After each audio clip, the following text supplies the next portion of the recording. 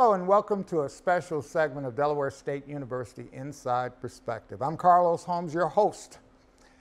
Last month, October 2018, we installed and dedicated a statue of the sixth president in the history of this institution, Dr. Jerome H. Holland.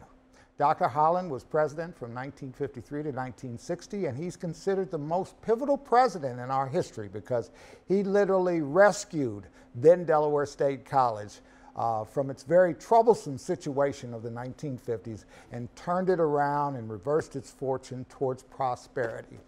Towards that end, we have installed a statue, and we dedicated that statue on October 26th. And we were very blessed to have two of Dr. Holland's four children here. Joseph Holland and Lucy Harden Holland were present and took part in the dedication ceremony. And we took the opportunity with them here to get an interview with them, to talk to them about their late father, Dr. Jerome Holland, who passed away in 1985. Here is the interview.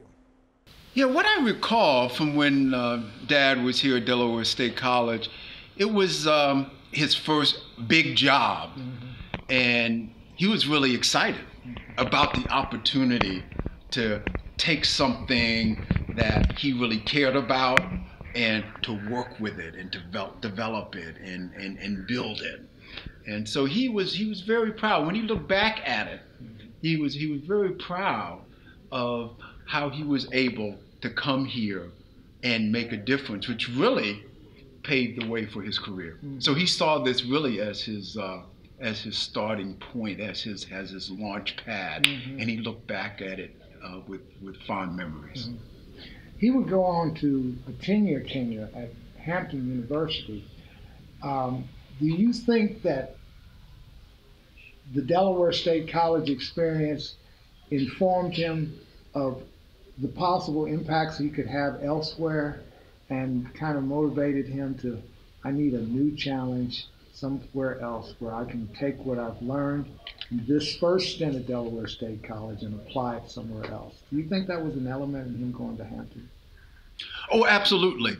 His next step at Hampton and what he was able to achieve there would not have been possible without what he did here at Delaware State. Not only in terms of the concrete things that he did, the money he raised, the buildings that he had built, and the faculty that he attracted and the accreditation that he restored, he was able to take all that to the next level when he went to Hampton. And if he hadn't done it here on a smaller scale at Delaware State College, as it was called back then, he would not have been able, to take it to a higher level, because I heard some figures where he was able to get the state to raise its appropriation here at Delaware State College, where when he went to Hampton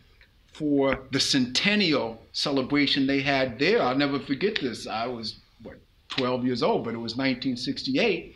He was able to raise $18 million to build a whole new section of Hampton's campus. He would have never been able to achieve that without the confidence and the strategies that he had built here at Delaware State. Lucy, you were a young girl here. What do you recall about Delaware State College when you were here? Well, I recall really just I was a kid.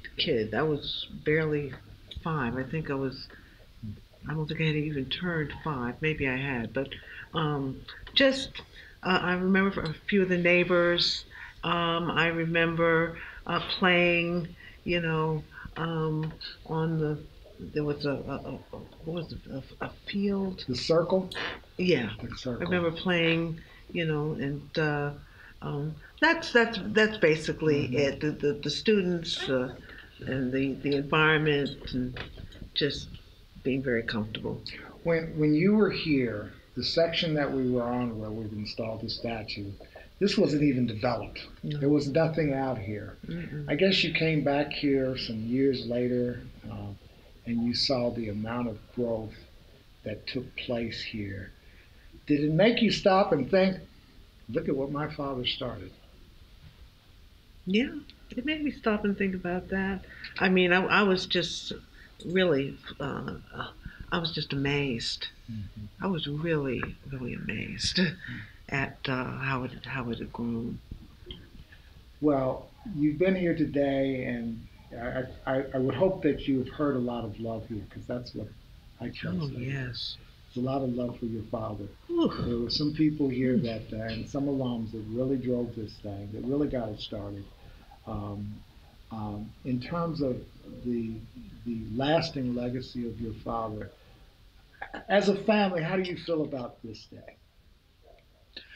I'm really inspired by it, because when I look at the excellence of the statue, not only the sculpture itself, but how it's placed, and the